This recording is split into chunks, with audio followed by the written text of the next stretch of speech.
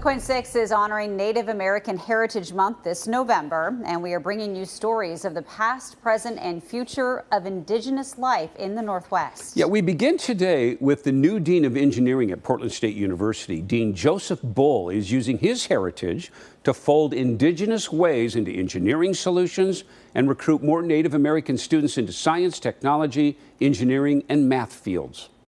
I was interested in dean positions, but I was primarily only interested in positions where I felt like I could really make a difference in terms of Native community. And then this position opened up and it all worked out. So my tribe's, we're Lenape, or Delaware Tribe of Indians is our federally recognized name. And then we're relocated to Oklahoma like a lot of other tribes. There are a lot of states back east where historically there were a ton of Native folks, but now there are no federally recognized tribes that are headquartered in those states, which is kind of remarkable.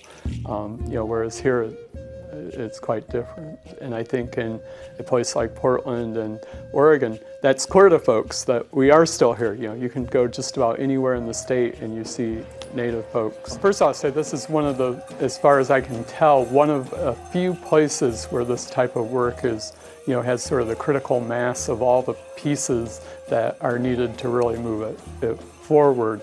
I think we've, PSU historically, I think, has done a lot. I think there's a lot more we can do and a lot that we can do better. So the way I think about it is that Native folks have so much traditional knowledge that is really relevant to the STEM disciplines. So if you think about things, well, I'll throw out an example from my time in New Orleans. So when I was there, I spent a lot of time connecting with local tribes and things. And before New Orleans was known as New Orleans, it was known as Bulbancha, which was place of other tongues in Choctaw, because it was where people would go to trade.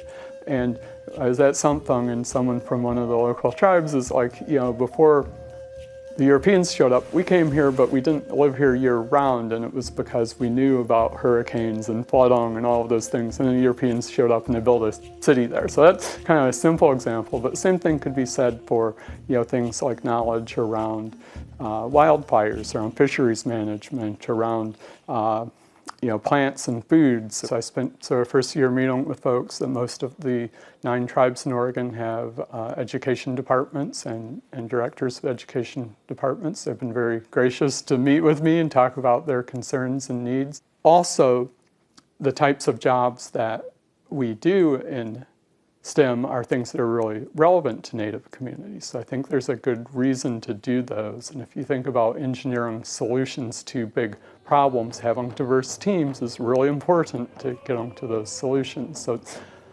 really trying to involve Native folks and center Native knowledge and the assets that Native folks bring, but it's also things that benefit everybody if we have these diverse teams and folks work together.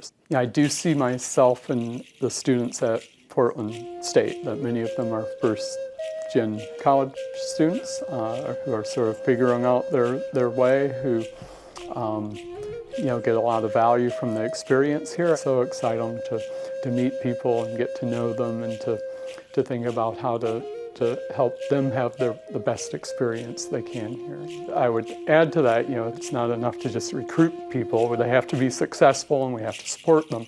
And the support structures we build are things we should be doing anyway and things that benefit everybody. So I really view it as a win for everyone, even though I do think the Native aspect is really important to me, both personally and professionally.